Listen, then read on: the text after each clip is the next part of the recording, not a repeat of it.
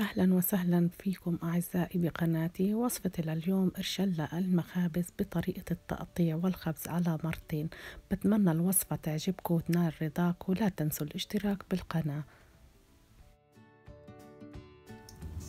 السلام عليكم ورحمة الله وبركاته. وصفتي لليوم إرشلة إن شاء الله تعجبكم. المقادير عبارة عن كيلو طحين متعدد الاستعمالات أبيض، عندي 3 معالق ينسون حب، عندي معلقتين كبار ينسون مجروش، عندي معلقة كبيرة دقة كعك، وعندي 3 معالق سمسم، عندي كوباية سكر، عندي كوباية مية بدرجة حرارة الغرفة، عندي نفس الحجم 3/4 هي 3/4 كمان حليب درجة حرارة الغرفة، و3/4 سمنة مخلوطة مع زيت. هاي هلا بدي اسيحها حينها تكون بدرجة حرارة الغرفة. عندي 3 معالق حليب ناشف لتدعيم الطعم، وعندي 3 باكيتات فانيلا، وعندي معلقة بوطش كبيرة، وعندي رشة ملح. ونبدأ بسم الله. حطيت أول شي كوب 3/4 كوب المية مع 3/4 كوباية السكر و3 معالق الحليب، وحطيت الفانيلا وحركتهم لحد ما دابوا منيح، وبعدين ضفت لهم كوباية الحليب السائل. وهلأ بدي أدير عليهم السمنة، كوباية السمنة، شايفين كوباية السمنة او الزيت المخلوطة مع زيت. حركهم منيح، وبدي ادير اليانسون منقى الحب، يعني كلها سهلة كتير يا بنات. ومع 3 معالق ينسون حب، معلقتين ينسون مجروش بالصورة هذه، شايفين مجروش، وبدي احط 3 معالق سمسم، من معلقتين ل3 معالق كبار سمسم حسب انت ايش بتحبي. وبدنا نحط كمان معلقتين كبار دقة كعك، كلها هذه اختيارية لتدعيم الطعم. معلقتين كبار دقة كعك، اللي ما بحب دقة الكعك يعني يحطها، ما شاء الله بتكون يعني غنية بمحلب وشغلات تانية كتير. شايفين يا بنات؟ هلا انا هيك صار عندي محلول سائل زي ما انتم شايفين. هلا شو بدي اعمل؟ ذرة الملح لا ننساها كثير، هذه حبة البركة يا بنات، ذرة الملح. طبعا هلا بدي احط كمان بوطش هو خميرة الامونياك. خميرة الامونياك معلقة كبيرة بوطش نحطها ونحرك. هلا اجا بس دور الطحين او الدقيق المتعدد الاستعمالات. وهلا بدي احط طحين شويه شويه بالتدريج حسب استيعاب كميه السوائل للدقيق، وبعد هيك اتركها واخلص. ضفنا طحين شويه شويه لحد ما تشكلت لنا العجينه بهذا الشكل. هلا بدنا نشكلها. طبعا رشينا الصينية بالسمسم زي ما انتم شايفين، وجهزناها حتى نشكل العجينة. بعد ما ارتاحت تقريبا نص ساعة بدنا نشكل فيها.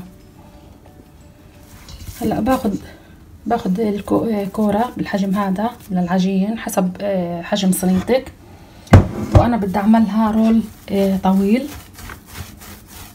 احاول اشكلها زي ما بدنا حتى تكون الرول متناسقة بالشكل هذا.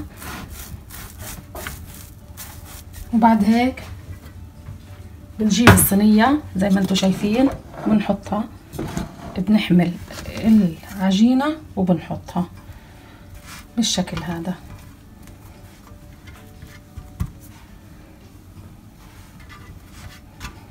حاول نخليها تكون مرتاحة،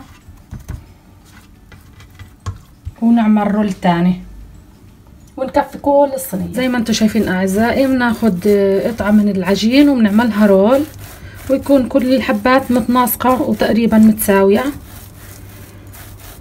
بهالصورة هذه، يكون رول متساوي. وناخد الرول ونحطه بالصينية، ومعلش اذا كانوا الاطراف من هنا زيادة لانه برجع وبنزل بالصينية. هلا حاطط قدامكم كمان قطعة ونعملها كلهم نفس الحجم، قرصة كأنه قرص رغيف. نعمله هيك بهالصورة لحد ما يتشكل عندنا رول طويل. ناخده، شايفين، ناخده ونحطه بالصينية. وزي ما قلت لكم الاطراف مش مشكلة، اذا كانوا زيادة بعودوا بينزلوا بالصينية. شايفين اللي حطيتها قبل هيك نزلت. هاي عجينة الارشلة بعد ما مديناها بالصينية وخلصنا. وهاي ضلت شوية مساحة بدي اعمل فيهم تشكيلة تانية. هاي تشكيلة تانية بدي اسويهم يا بنات. بدنا نعمل فيهم شوية تشكيلات حرف الاس وكعك، شكل كعك، وان شاء الله يا رب هتاخدوا الفكرة وتعجبكم. هلا عندي اسطوانتين، عملت تنتين، وبدنا نحاول نشكل فيها بالشكل هذا، بالشكل هذا.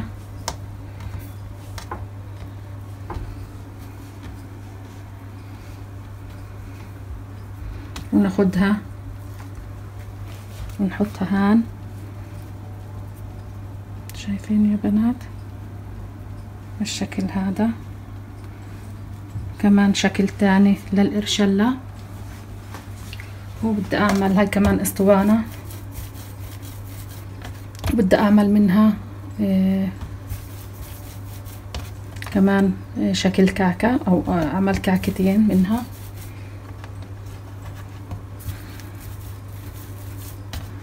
بالشكل هذا.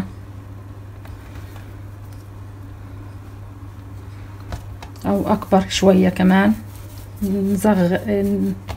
نكبر قطرها بالشكل هذا.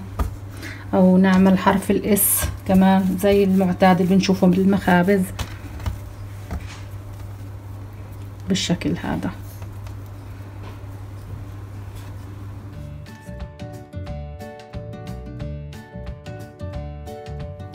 وهلا وين بدنا نروح؟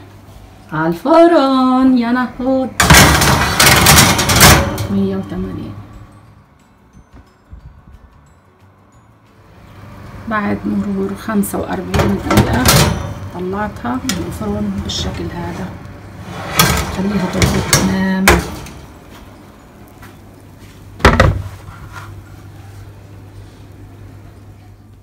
هلا صبايا اجت مرحلة التقطيع.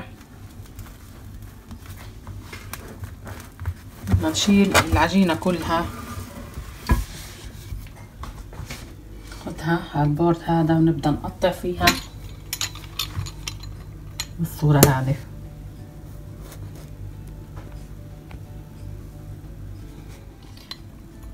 هلا بنقص. بعد ما قصينا الرولات كانوا ملازقين في بعض بالطريقة هذه، بدنا نقصهم كمان بالحجم اللي بنحبه، حسب يعني يكون حجم الحبة تخين ولا رفيع.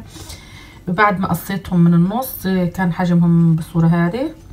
هلا باخدهم وبحطهم على صينية الخبز كمان مرة، وبقسمهم كمان نفس القصة بالطول اللي بدي اياه، حجم الحبة. يعني هاي الرول بقسمها على 3. ورجيكم هلا هانا وحدة عشان يسهل علي لاني ماسكة بايدي. بقسمهم بالصورة هذه حتى كلهم يكونوا نفس الحجم. هيألي هذا طوله مناسب، بحطه بالصورة هذه. هاي كمان على 2. نحطهم على صينية الخبز بالصورة هذه، كلهم راح يكونوا نفس الحجم.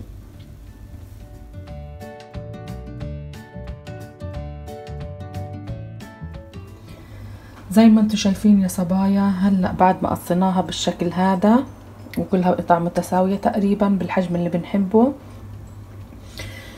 زي ما انتم شايفين تاني يوم لساتها برضو طرية اكنها كيك. هلا بدنا نحطها بالفرن. هاي طريقة المد بالصينية. اما طريقة التشكيل الفوري بتنخبز عادي وبتقرقش بتجنن. وهلا وين بده يروحوا؟ على الفرن.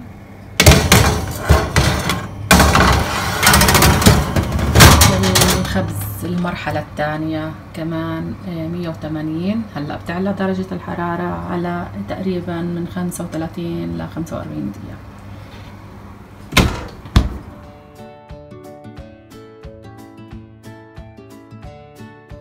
هاي الإرشلة يا بنات، هاي الإرشلة بعد ما طلعناها من الفرن وحليناها بالشكل هذا باللون هذا، أشعره حلو.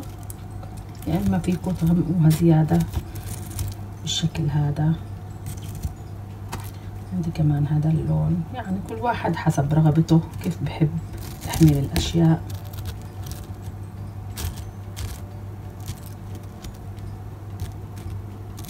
حاولت إني أنوع بالسماكة وباللون، كل واحد حسب رغبته.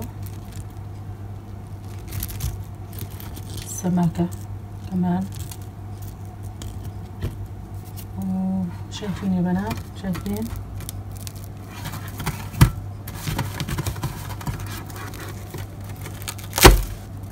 شايفين كيف من جوا؟